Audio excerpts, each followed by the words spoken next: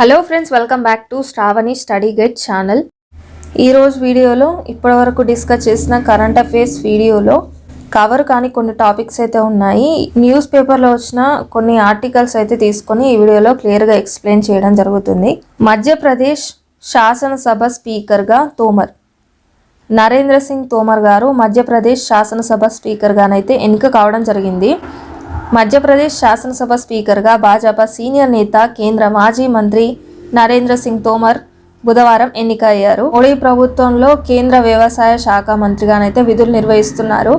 అయితే రీసెంట్గా ఇతను ఆ పోస్ట్కి అయితే రిజైన్ చేయడం జరిగింది. ఇప్పుడు స్పీకర్గానైతే ఎన్నిక కావడం జరిగింది. ప్రతిపక్ష కాంగ్రెస్ కూడా మద్దతు ఇవ్వడంతో ఆయన ఎన్నిక అనేది ఏకగ్రీవంగా జరిగింది. మధ్యప్రదేశ్ యొక్క ముఖ్యమంత్రి ఎవరు అంటే మోహన్ యాదవ్. తోమర్ గారు గ్వాలియర్ కార్పొరేటర్గా తన రాజకీయ జీవితాన్ని అయితే ప్రారంభించారు. ఆపై ఎమ్మెల్యేగా మంత్రిగా కూడా వ్యవహరించారు. ఎంపీగా 2 సార్లు అయితే ఎంపిక కావడం జరిగింది. కేంద్ర మంత్రిగా ప్రధాని మోదీ ప్రభుత్వంలో బాధ్యతలు అయితే నిర్వహించారు. చంద్రయాన్ 3 విజేత ఇస్రోకి Iceland award.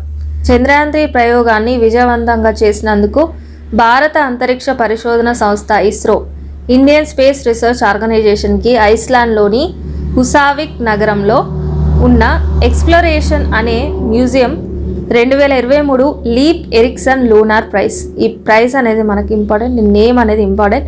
2023 Leif Erikson Lunar Prize అనేది అందజేసింది. ఇస్రో పంపిన అంతరిక్ష నౌక ఈ ఏడాది ఆగస్టు నెలలో మొట్టమొదటిసారిగా చంద్రుడి దక్షిణ ధ్రువం మీద సాఫ్ట్ ల్యాండింగ్ అయితే జరిగింది. అయితే ఇస్రో తరపున భారత రాయబారి అయిన బి శ్యామ్ గారు ఈ వార్షిక అవార్డును అయితే అందుకోవడం జరిగింది.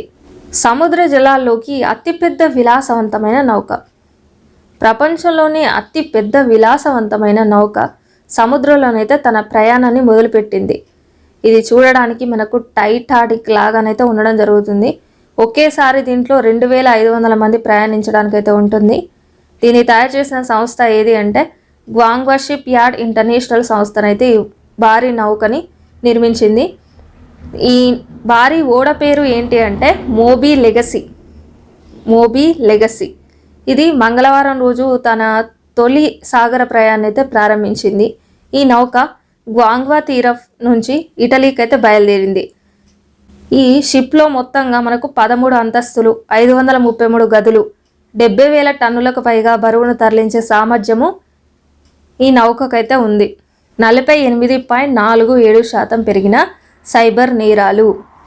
తెలంగాణ సిఐడి విభాగం ఆధ్వర్యంలో రూపొందించిన క్రైమ్ ఇన్ తెలంగాణ 2022 పుస్తకాన్ని సిఐడి అడిషనల్ డీజీ మహేష్ భగవత్తో కలిసి డీజీపీ రవి గుప్తా గారైతే డీజీపీ కార్యాలయంలో విడుదల చేయడం జరిగింది. ఈ పుస్తకంలో కొన్ని విషయాల గురించి అయితే వెల్లడించడం జరిగింది. అవేంటో ఇప్పుడు చూద్దాం. ఆర్థిక నేరాల్లో 41% వృద్ధి. సీసీటీవీ కెమెరాల ఫుటేజ్ సాయంతో 18,000కు పైగా కేసులు అయితే పరిష్కరించబడ్డాయని చెప్పారు. అదేవిధంగా దేశంలో అత్యంత భద్రమైన నగరాల్లో హైదరాబాద్కి 3వ స్థానము దక్కిందని కూడా ఈ పుస్తకంలో తెలపడం జరిగింది. రాష్ట్రంలో గతంతో పోలిస్తే సైబర్ నేరాల నమోదు అనేది 48.7% పెరిగినట్లు తెలంగాణ పోలీస్ శాఖనైతే తెలిపింది.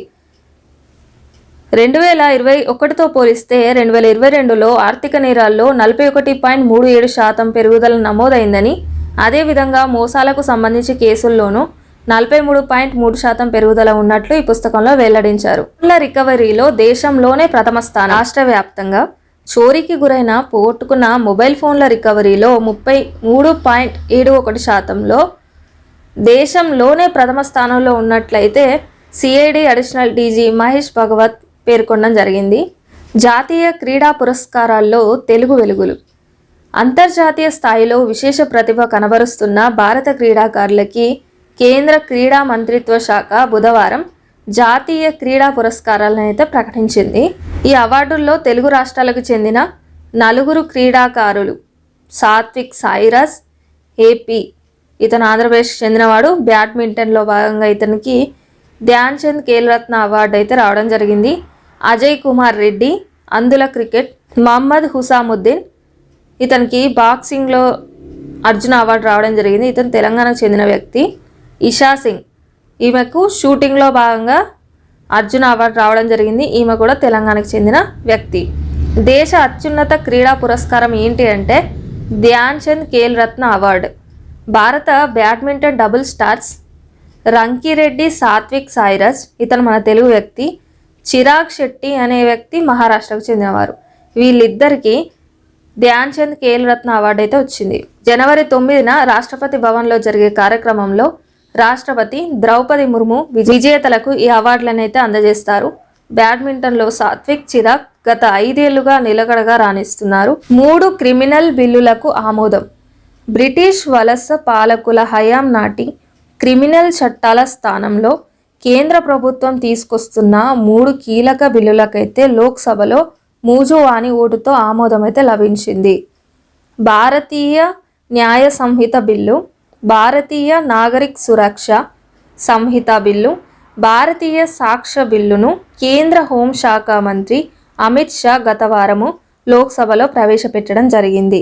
ఇవి వేటి స్థానంలో ప్రవేశపెట్టారు అంటే Indian penal code 1860, code of criminal procedure act 1898, Indian evidence act 1872 స్థానంలో ఈ 3 బిల్లులను అయితే తీసుకురావడం జరిగింది. లోక్సభలో ఈ బిల్లులపై బుధవారం అయితే చర్చ జరగడం జరిగింది.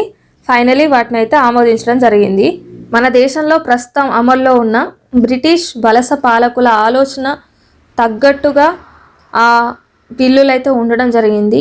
అవి ప్రజలకు శిక్షలు, జరిమానాలు తప్ప న్యాయం చేకూర్చేలా లేవని చెప్పి అమిత్ షా గారు పేర్కొన్నారు. భారతీయ ఆలోచన ధోరణికి అనుగుణంగా ఉండేట్లు న్యాయం చేకూర్చే వ్యవస్థను నెలకొల్పడానికి ఈ 3 కొత్త బిల్లులను అయితే రూపొందించినట్లు అమిత్ షా గారు పేర్కొన్నారు. ప్రతిపాదిత 3 నూతన క్రిమినల్ చట్టాలు వలస పాలన మైండ్ సెట్ నుంచి, బ్రిటిషర్ల చిహ్నాల నుంచి ప్రజలకు విముక్తి కల్పిస్తాయని తెలపడం జరిగింది. ఈ చట్టాలతో నేర వ్యవస్థలో సమూల మార్పులైతే రానున్నాయంట. నేర న్యాయ వ్యవస్థకి తొలిసారిగా మానవత్వాన్ని జోడించబోతున్నామనైతే హర్షం వ్యక్తం చేశారు. 3 కొత్త చట్టాలకి న్యాయం, పారదర్శకత, నిష్పక్షపాతమే ఆధారం అయితే వివరించడం జరిగింది. మళ్ళీ ఒకసారి చూద్దాం ఆ బిల్లుల పేరు ఏంటి అంటే భారతీయ న్యాయ సంహిత బిల్లు, భారతీయ నాగరిక సురక్ష సంహిత బిల్లు, భారతీయ సాక్ష్యం బిల్లు. సో ఈ 3టిని Indian penal code 1860, code of criminal procedure act 1898, Indian evidence act 1872 స్థానంలోనైతే ప్రవేశపెట్టడం జరిగింది. వాటికి ఆమోదం కూడా లభించింది. అచీవర్స్ జాబితాలో ఏపీ. సరుకు రవాణా సేవల సామర్థ్యం విషయంలో ఆంధ్రప్రదేశ్ మరో ఘనతనైతే సాధించింది. లాజిస్టిక్ ఇండెక్స్ చార్ట్ 2023లో అచీవర్స్గా నిలిచిన 13 రాష్ట్రాలు, కేంద్ర పాలిత ప్రాంతాల్లో ఆంధ్రప్రదేశ్ తొలి స్థానం దక్కించుకుంది. కర్ణాటక, ఆ తర్వాత స్థానం కర్ణాటక, తమిళనాడు, చండీగఢ్, గుజరాత్, సిక్కిం, త్రిపుర, ఢిల్లీ, అస్సాం, హర్యానా, పంజాబ్, తెలంగాణ 12వ స్థానంలోనైతే నిలవడం జరిగింది. అదేవిధంగా 1వ స్థానంలో ఆంధ్రప్రదేశ్, ఉత్తరప్రదేశ్ 13వ స్థానం.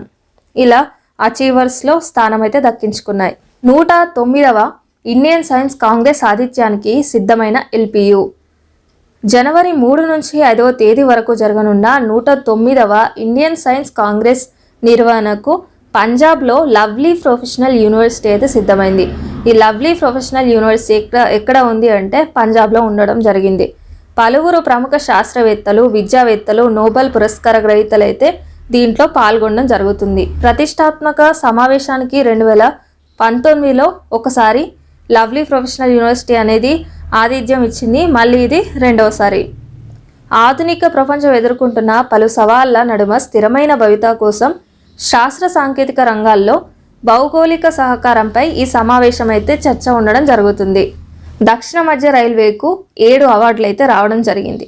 అందులో తెలంగాణకు 5, ఏపీకి 2. తెలుగు రాష్ట్రాల నుంచి దక్షిణ మధ్య రైల్వే 7 ఇంధన పరిరక్షణ అవార్డులను అయితే సాధించింది. తెలంగాణ నుంచి 5, ఏపీ నుంచి 2 అవార్డులను కైవసం చేసుకున్నట్లు దక్షిణ మధ్య రైల్వే ఓ ప్రకటనలో వెల్లడించింది. తెలంగాణ ప్రభుత్వ ఇంధన శాఖ, టీఎస్ రెడ్కో సంయుక్తంగా ఇచ్చిన ఇంధన పరిరక్షణ అవార్డుల కార్యక్రమం హైదరాబాద్లోని ఇన్స్టిట్యూట్ ఆఫ్ ఇంజనీర్స్ విశ్వేశ్వరయ్య భవనంలోనైతే జరిగాయి. అదేవిధంగా ఆంధ్రప్రదేశ్ రాష్ట్ర ఇంధన పరిరక్షణ మిషన్, ఇంధన మంత్రిత్వ శాఖ సంయుక్తంగా విజయవాడలోని వివంత హోటల్లోనైతే అవార్డుల ప్రదానం అయితే జరిగింది. ఇందులో తెలంగాణకు వచ్చిన అవార్డులు ఏంటి అంటే రైల్వే స్టేషన్ భవనాల విభాగంలో నల్గొండ రైల్వే స్టేషన్కి గోల్డ్ అవార్డు అయితే వచ్చింది. కాచిగూడ రైల్వే స్టేషన్కి సిల్వర్ అవార్డ్.